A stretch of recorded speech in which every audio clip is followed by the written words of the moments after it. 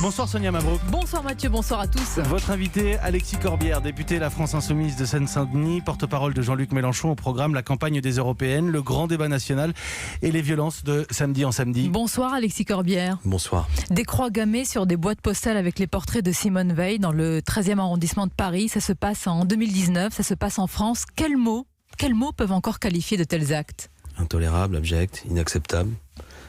Évidemment, je crois qu'il y a une ultra-unanimité pour condamner ça. L'antisémitisme est abject. C'est un obscurantisme puissant qui a été criminel durant le XXe siècle.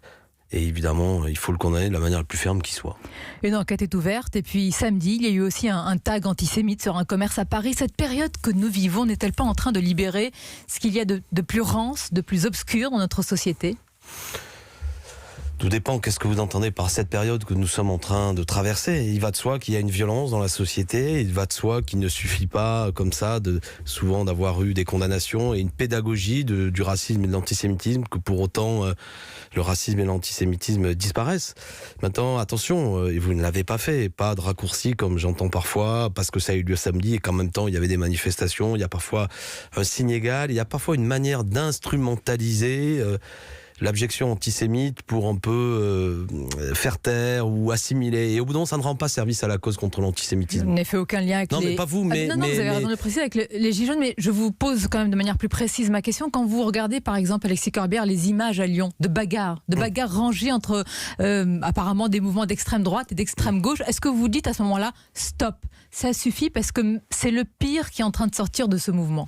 Non, mais le mouvement des Gilets jaunes, ce qu'il dit, est globalement, majoritairement, donc ça veut dire qu'il n'est pas dans sa totalité, mais dans son ensemble, est un mouvement qui est positif, qui est lumineux. C'est un mouvement contre la vie chère qui dit, oui, positif. Samedi, en voyant une image d'un véhicule Vigipirate brûlé. Ça, c'est la part qui ne l'est pas, c'est la part sombre. Bon.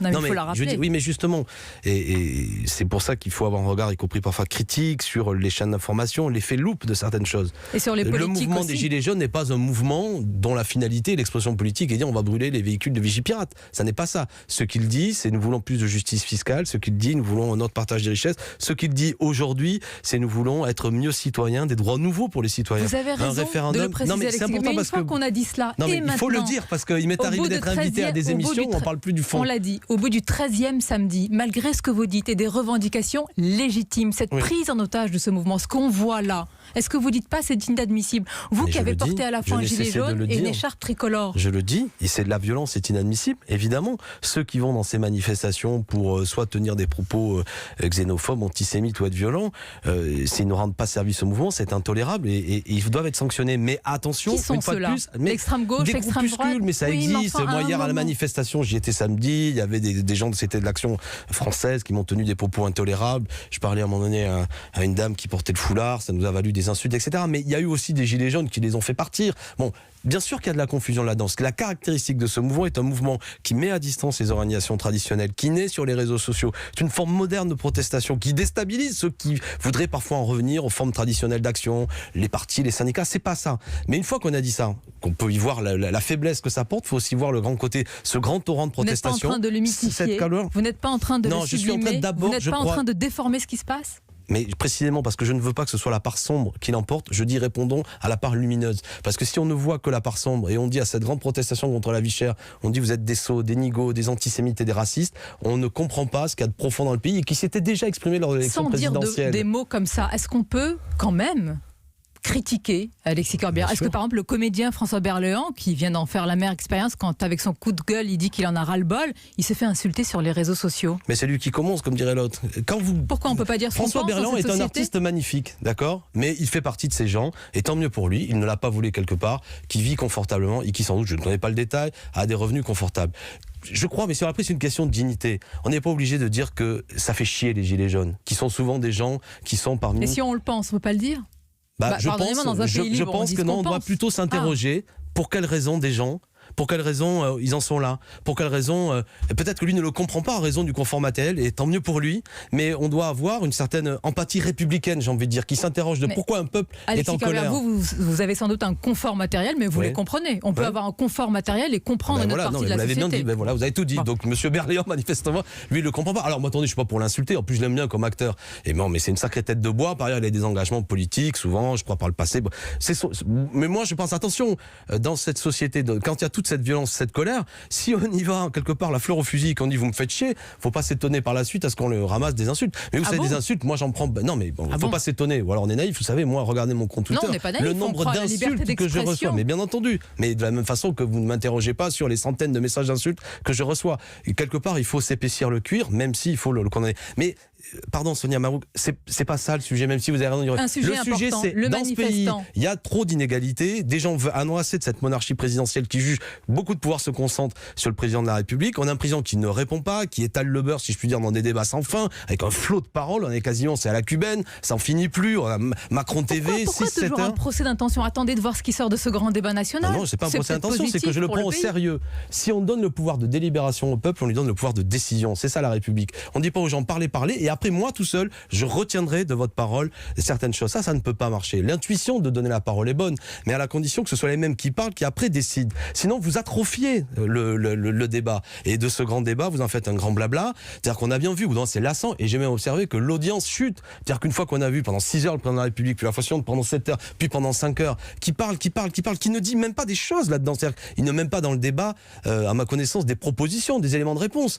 Au bout d'un moment, on est à un côté, on a envie de dire, mais il parle pas tout seul, Alexis Gabert. On a l'impression que c'est un monologue sans fin. Ah bah oui, c'est un monologue. Non, mais c'est pas un dialogue, c'est un monologue. Il n'y a pas d'échange, il n'y a pas de questions. Vous l'avez vu. Il n'y a pas d'interpellation. Non, vous l'avez vu, c'est des questions extrêmement formatées. Vous savez, j'ai des élus, des amis qui y ont participé. Pour pouvoir, c'est important de le rappeler. Il faut poser la question d'abord au préfet, qui retient la question, qui l'a choisie. Tout le monde ne prend pas la parole comme ça. Ah, ça y est. Les questions sont toutes écrites. Oui, bien sûr, le président de la République. Toutes les questions sont écrites. Le président de la République. Vous l'affirmez. Oui, j'affirme, notamment, ça a été raconté par plusieurs élus. Vous dites la question que vous allez poser, vous le donnez, notamment, je sais dans le Sud, c'était le préfet qui s'occupait de ça, et votre question est retenue ou pas? Non, c'est pas vrai ce que je dis. Alexis Corbière, on va vérifier. Moi, je ne crois pas qu'on lève la main et qu'on parle comme ça au président de la République. Il y a eu des élus de l'opposition qui ont pu poser leurs questions, mais on leur posera également la question. Mais il me semble que les questions étaient déjà annoncées. C'est important, Alexis Corbière. Pour le manifestant très grièvement blessé à la main, une enquête judiciaire a été ouverte. Le ministre de l'Intérieur rappelle le contexte tendu. Ça s'est passé devant l'Assemblée nationale samedi avec, dit-il, je cite ces mots, une foule hostile et ce manifestant qui a voulu prendre la grenade avec la main. Il a voulu la prendre avec la main. Et alors, ça mérite une main arrachée ? Moi, je ne comprends pas ce qui est en train de se passer sur la banalisation, quel que soit ce qu'a fait cet homme. Même si cet homme a été menaçant ou j'en sais rien. Mais à ma connaissance, il n'avait pas une arme à feu, il n'était pas en train de mettre en danger la vie d'un fonctionnaire de police. Il n'est pas tolérable qu'on utilise un matériel singulier en Europe, notamment cette grenade GLI F4, qui comprend 25 grammes de TNT, dont tout le monde dit qu'elle est dangereuse. Vous mettez ça dans une manifestation. Pourquoi ne pas attendre les résultats de l'enquête? Pourquoi condamner directement les forces de l'ordre? Parce que, madame, j'ai observé que depuis le début de cette manifestation, il y a un phénomène sans précédent dans l'histoire des mouvements sociaux. On en est aujourd'hui à 17 œils qui ont été éborgnés, à 5 mains arrachées, à plus d'une centaine de blessés hospitalisés, à 46 journalistes blessés. C'est terrible ce que vous dites. Pourquoi le décompte toujours d'un côté? Pourquoi ne pas parler des forces de l'ordre qui sont également menacées? Pourquoi pas parler de ce coup de pied que vous avez vu, qui a été reçu par un gendarme? Il est intolérable. Il est intolérable. Mais comprenez bien, le matériel qui est mis entre les mains des fonctionnaires de police, notamment, moi, j'ai déposé un projet de loi pour l'interdire. Écoutez ce que dit le rapporteur, le défenseur des droits, Monsieur Toubon, c'est pas un insoumis. Ce que disent 2 rapports de l'IGPN, c'est un matériel dangereux. Un flashball, sachez que dans la notice de fabrication, la précision ne peut pas être plus de 40 cm. C'est-à-dire quelqu'un qui tire ne peut pas, évidemment, il peut viser le buste ou le bassin, il peut toucher la tête. Est-ce que vous savez aussi que les forces de l'ordre, les policiers qui font le travail ne sont pas des CRS qui sont formés pour ça? On a mis en place des brigades qui s'appellent les DAR, dans lesquelles les gens de la BAC qui ne sont pas formés pour le maintien de l'ordre interviennent. Ce qui amène à ce que le plus grand nombre de tirs de flashball n'est pas tiré par des CRS. À quoi ça sert de demander la démission du ministre de l'Intérieur? Parce que c'est son bilan. Ce n'est pas le bilan des fonctionnaires de police. Alexis Corbière, ça ne changera rien à la stratégie de maintien de l'ordre. Je suis pour la responsabilité en politique. Quand vous êtes ministre, vous avez l'honneur d'être le ministre de l'Intérieur d'un grand pays. C'est trop facile de s'en prendre aux forces de l'ordre. Le matériel qui est entre leurs mains est dangereux. Ça fait des semaines que je le répète. Ça fait des semaines que des associations le répètent. Semaine après semaine. Monsieur Castaner a eu le mauvais goût d'envoyer un tweet seulement pour dénoncer, et il n'avait pas tort de ce point de vue-là, qu'une voiture Vigipirate avait été brûlée. J'observe dans Le Point d'ailleurs que maintenant il y a une enquête qui montre que la personne qui a brûlé cette voiture était suivie par les forces de l'ordre depuis 14 heures. Je ne sais pas pourquoi il n'a pas été interpellé immédiatement, et pas un tweet, parce qu'un homme avait une main arrachée. Mais il y a un minimum, quand bien même cet homme qui aurait la main arrachée serait un homme, comment dirais-je, un black bloc ou ce que vous voulez, rien ne justifie. Mais je note rien que ne vous justifie. dénoncez les violences des deux côtés. Mais je l'ai également, toujours quand dénoncé. Les forces de l'ordre ne doivent pas être agressées. Oui, mais on le sait. La question qui m'intéresse, c'est pour quelle raison nous sommes en France en train de demander à nos fonctionnaires de police d'utiliser un matériel qui est jugé partout en Europe dangereux. De ce point de vue-là, monsieur Castaner est responsable. Et comme il est plutôt irresponsable, je lui dis, monsieur Castaner, devant un tel bilan, laissez la place. Merci Alexis Corbière d'avoir été l'invité d'Europe 1. Merci à vous.